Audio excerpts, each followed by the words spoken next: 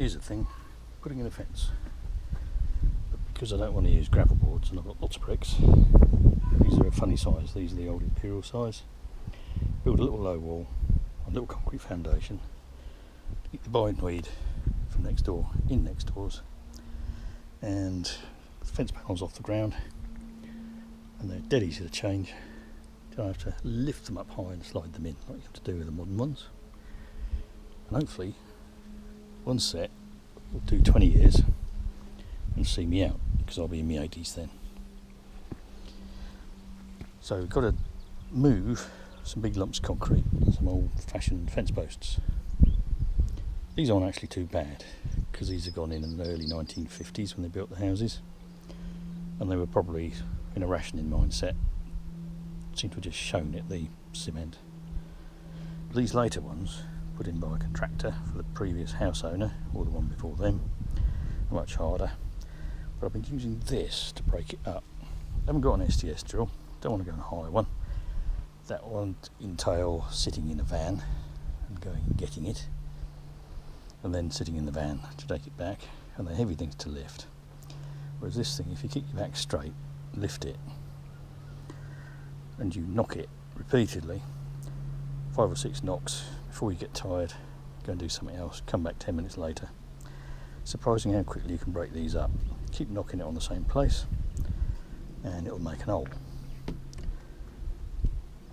This was found on a site clearance we did when I worked for the conservation crew. It was very, very rusty when we got it. It was going to go in the skip, but I said that's probably a nice bit of steel. The crew had a lot of crowbars. They didn't want this one because it was so rusty.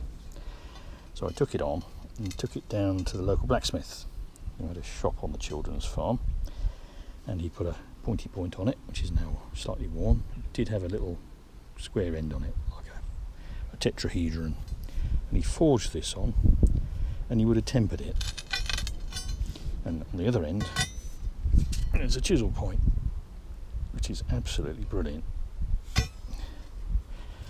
And you can see it's done a lot of work. Again, it had a bit of a chamfer on it. It wasn't a sharp end.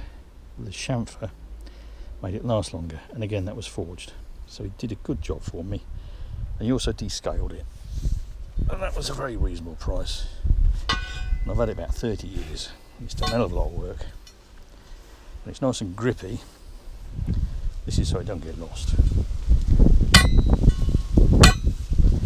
Hang on, let's change hands.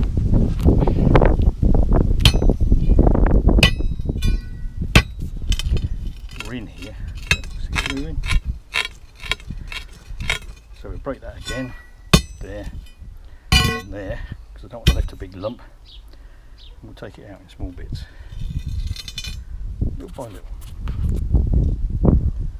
So even a rusty old piece of metal turned out to be nice, temperable steel. It's probably a good few years old. So a bit of rusty old metal off the site. Someone's either forgotten or chucked out as no good. Do sterling service many years.